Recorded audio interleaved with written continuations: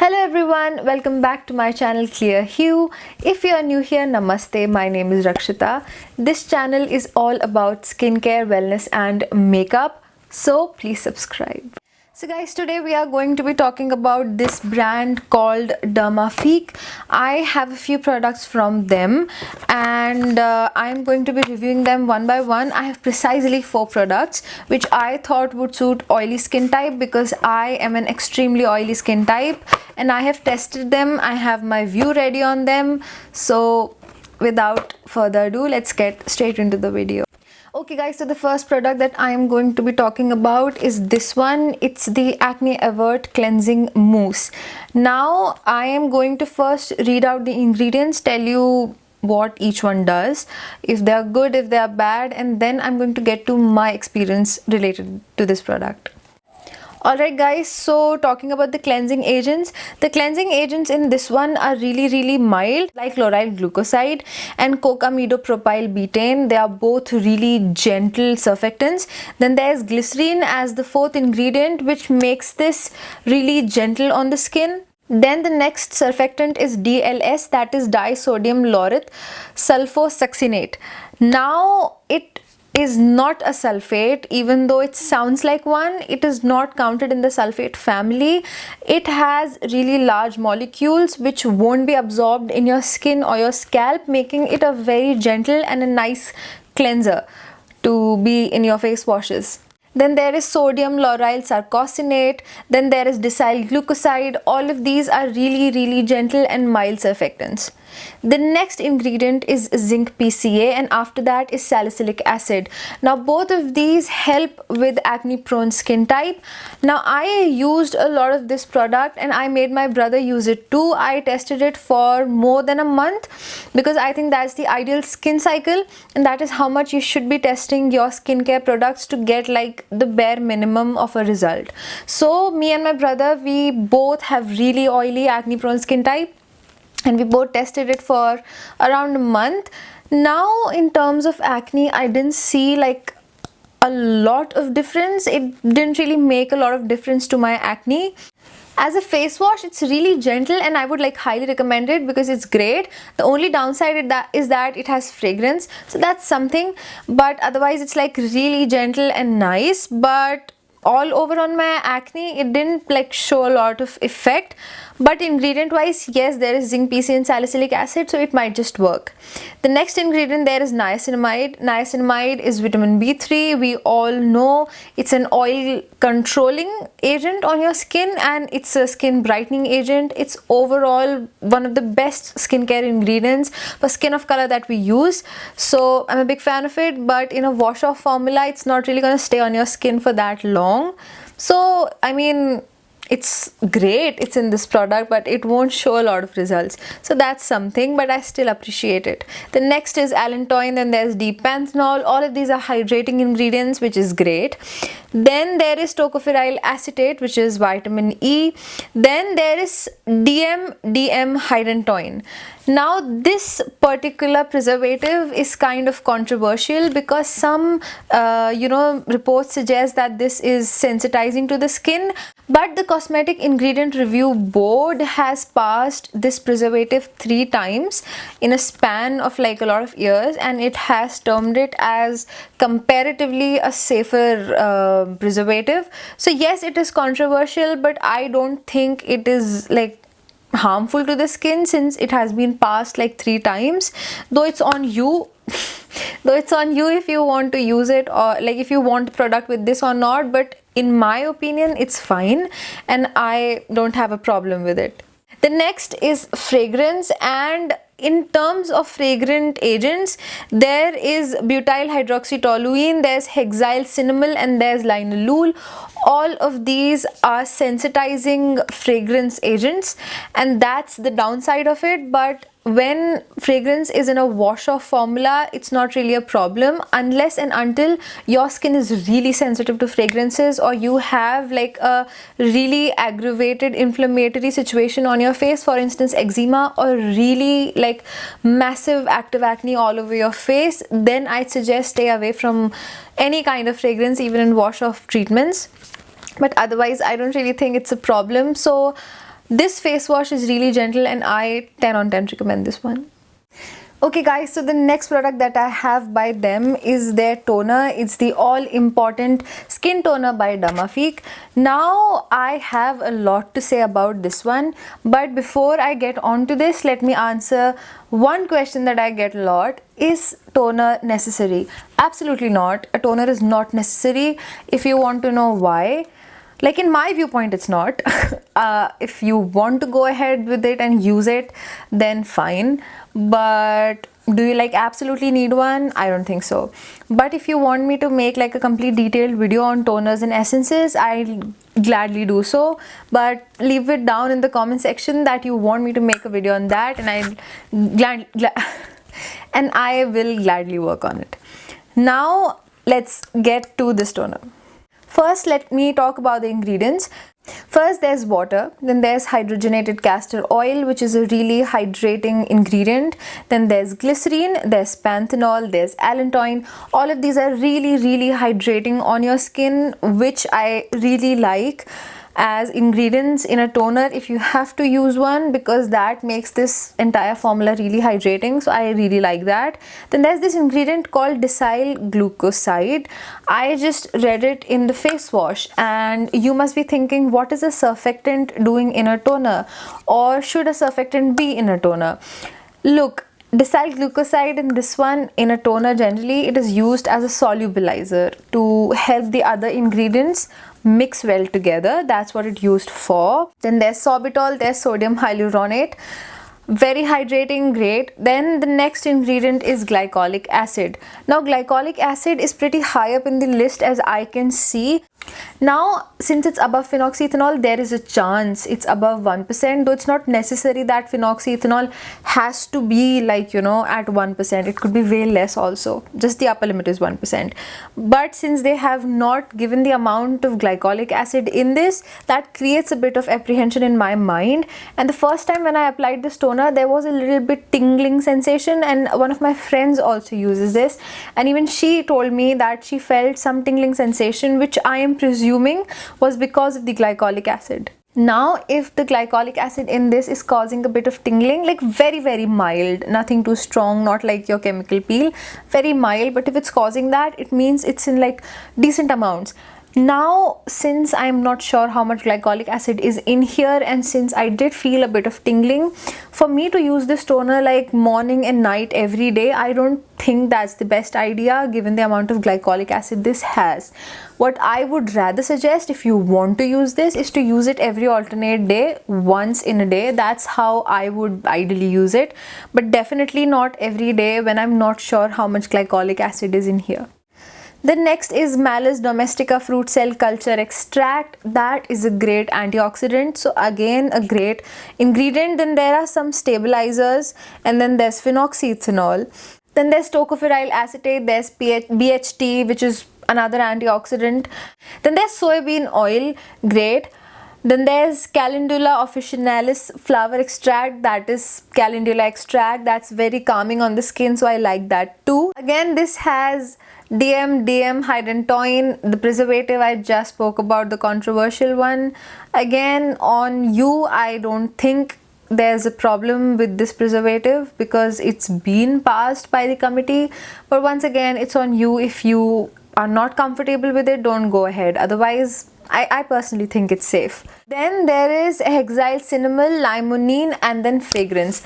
All three are skin sensitizing fragrance ingredients, and that is the only problem with this product that I have, the amount of fragrance.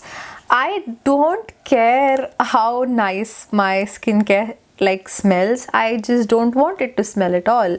If companies stop putting in fragrance, it would be available to a wider variety of people and much safer to use. I, for one, do not react to fragrances, so once in a while, like for instance when I'm using this, I'll make sure the rest of my routine is fragrance free. Just this is the only thing that has fragrance, because I don't want to overload my skincare routine with fragrance. But once again, there are so many people who cannot use fragrance. They are very sensitive to it. So if companies start making products without fragrance, without these sensitizing ingredients, it could be available to a wider variety of audience, and I really want companies to start considering it now, because it is a great product. The ingredients are great, but again, the fragrance in it is the issue, and it smells really strong. So that's the downside. Again, would I recommend this? I don't really know, because let me explain.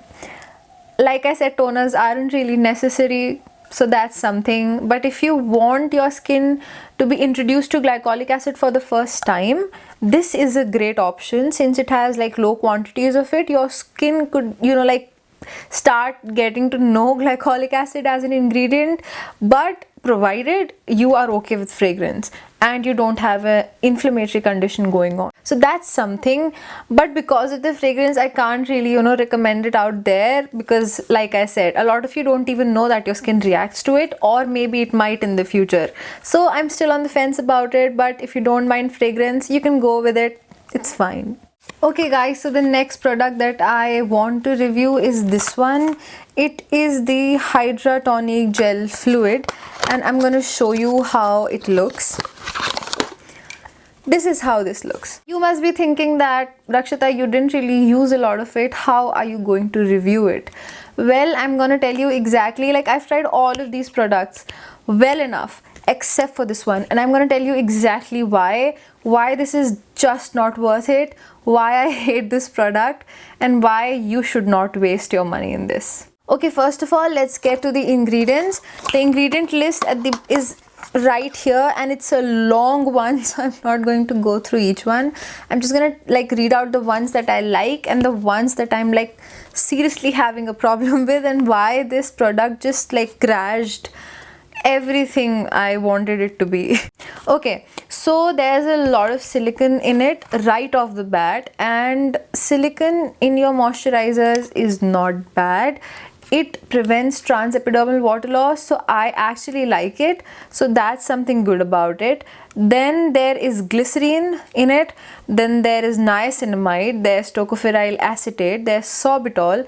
All of these things great hydrant. All of these things are great hydrating ingredients. And niacinamide, of course, we know, one of the best ingredients out there, a brightening agent, controls excessive oil, just the best. So love that in it. There is Laminaria digitata extract, which is an antioxidant. Then there is retinol palmitate in this. Retinol palmitate is a cross between retinol and palmitic acid. Now it is a great antioxidant, in fact one of the best. And if you don't know already, this retinol palmitate, it's naturally present in our skin as an antioxidant and prevents from UV damage. So when a product has that, naturally it gets me really excited. So that's something. Then there is sodium ascorbyl phosphate, which is vitamin C, another great antioxidant. And don't worry, these two are made to be stable with each other in this formula, so that you don't have to worry about. There is diatomaceous earth. Now diatomaceous earth is grainy sand particles, and they are generally used in scrubs. Now nothing about this is grainy or anything. This is how it is. There definitely is this weird bluish bead kind of thing in here, but honestly, right here, I don't know if you can see, I hope you can, but this bluish thingy, it just melts with the gel, and it's not like a scrub at all. So I don't know, I cannot feel the diatomaceous earth in this, even though it's not really a great ingredient. Since I don't really feel it in this, I don't mind it. Okay, now I am going to get to the bad ingredients, because there are literally a lot. So the first one, the one that instantly put me off of this product, was methyl lactate. Now, if you've ever used this product, if any of you have, you know that at the minute you put it on, it feels really cooling on your skin. Now, methyl lactate is a derivative of menthol, and menthol is highly sensitizing to your skin. When menthol creates that cooling sensation on your skin, it is a direct indicator that your skin is getting sensitized from menthol. Now, a lot of companies put methyl lactate in their products, claiming that it's safer than menthol, it just provides that cooling, but it's safer. I mean, if it's still cooling your skin, that sensation, it's still somehow sensitizing it. And there is no research, none, saying that methyl lactate is like a better alternative to menthol. So companies, when you make that claim, show me the document or show me the research which says that it's better, because it's not. That is something that instantly like just put me off. The minute I applied it, my face went like frozen cold, and I hate that sensation. So that was something I knew my face was being sensitized by it. Now, there are 10 irritating fragrance ingredients in here. 10, not 1, not 2, but 10. And I'm going to name them out one by one. I have like a list here so that I don't have to read it from here. So the first is fragrance itself. There is like, I mean, when you've added fragrance, what was the need of these 10 different other fragrance sensitizing agents or whatever? But yes, there's fragrance. Then there is butyl phenyl methyl propional, which is again a sensitizing fragrance agent. Then there is citronellol, limonene, geraniol, hexyl cinnamol, hydroxycitronellal and linalool, all of which are sensitizing agents that I just use for fragrance.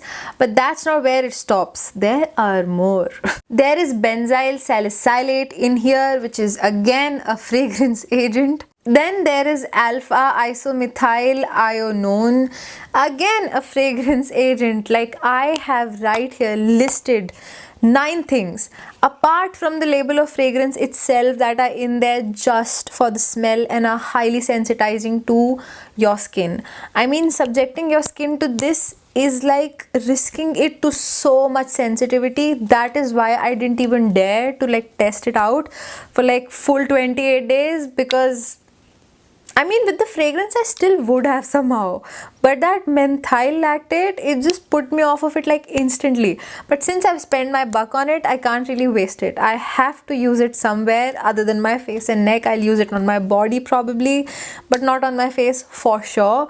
And would I recommend this? Absolutely not. This is every person's nightmare. If there's someone from you who hates fragrances, this is your nightmare. This product smells like a bottle of perfume. I'm not even kidding. I swear, when I like put this on my hand and I rub it, I can smell it on my face for hours. It's like applying straight up perfume to your face. This is how strong it is, and it just blows my mind that, I don't know, man. If they were to formulate this thing without fragrance and without methyl lactate, this would have been a great hydrating agent. I swear, this would have been great. It has great antioxidants and everything, but with all of that jazz, all of those negative ingredients, I just cannot give this a shot. And don't worry, it is not like something magically hydrating, so you're not missing out on anything. There are moisturizers better than this, which literally hydrate more than this, so don't worry, you miss out on nothing. Okay guys, so the last product that I want to talk about is this one by Dermafique, and it is the Aqua Cloud Hydrating Cream.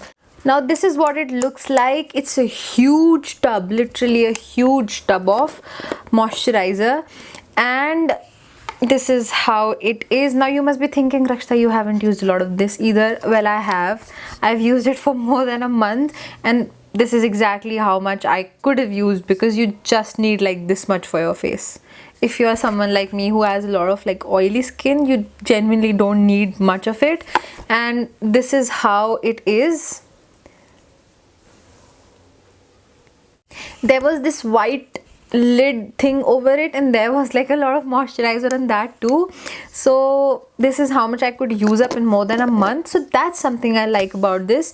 Budget friendly and literally a lot of moisturizer in it.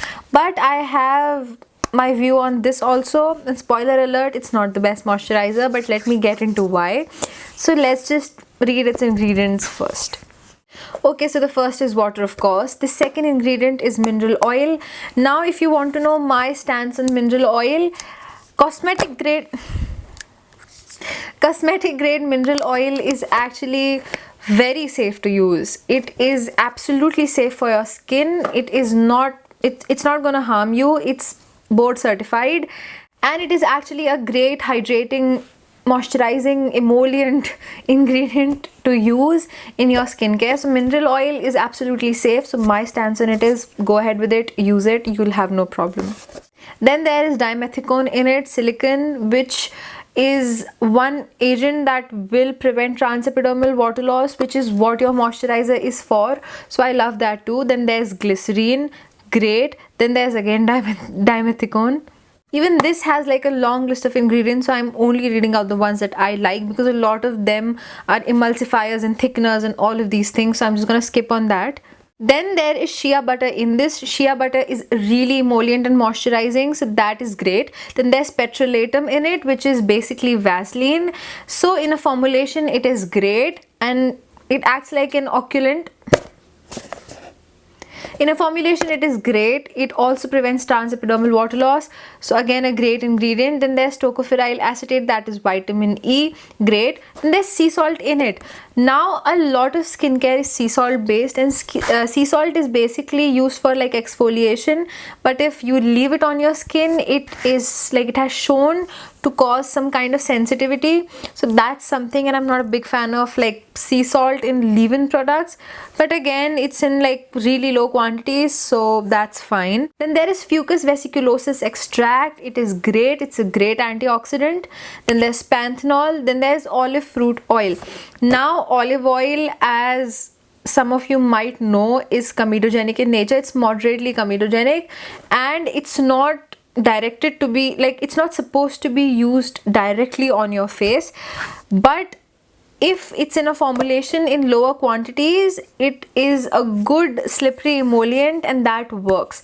So when you see olive oil in a formulation in lower quantities, it is a good ingredient and it's not going to be comedogenic. The only downside to olive oil is when you apply it to it directly on your face, so don't do that, but in a formulation it's great. There's citral alcohol, which is a fatty alcohol, again moisturizing to your skin, great. Now we are past all the good ingredients. There's phenoxyethanol, the preservative, and now we are coming down to what issues I have with this product. Now even this product has 8 fragrance agents, 8. And that is just, I mean, it blows my mind. This company is making like decent products, and that to something like this, which is like, you know, affordable, and it's a great product to use, but then you put so much fragrance in it that most of us cannot even use it. There is literally butylated hydroxytoluene, there's fragrance, there's benzyl salicylate, there's butyl phenyl methyl propionel, then there is geraniol, there's hexyl cinnamol, there's limonene linalool.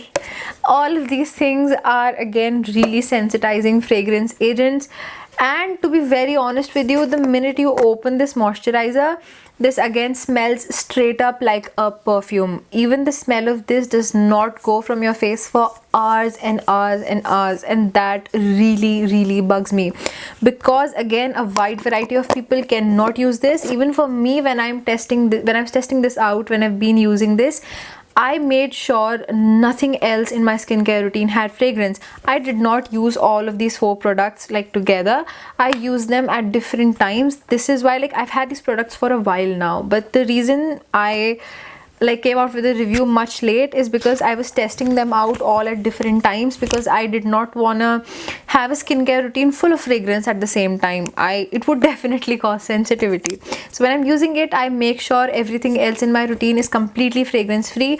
But again, no matter how nice of a moisturizer it is, with that amount of fragrance, it's going to be sensitizing to your skin, so I cannot recommend this. But if you are someone who absolutely does not mind fragrance, then of course you can go ahead with this. The thing is, I am very oily skin type person, so in summer specifically I cannot use this. It is what it says, it's a dewy moisturizer. It's really dewy, so when summers arrive, I am definitely going to break out with this, so I cannot use it then. Even now in winters, I prefer not to use it during the day. I use another moisturizer.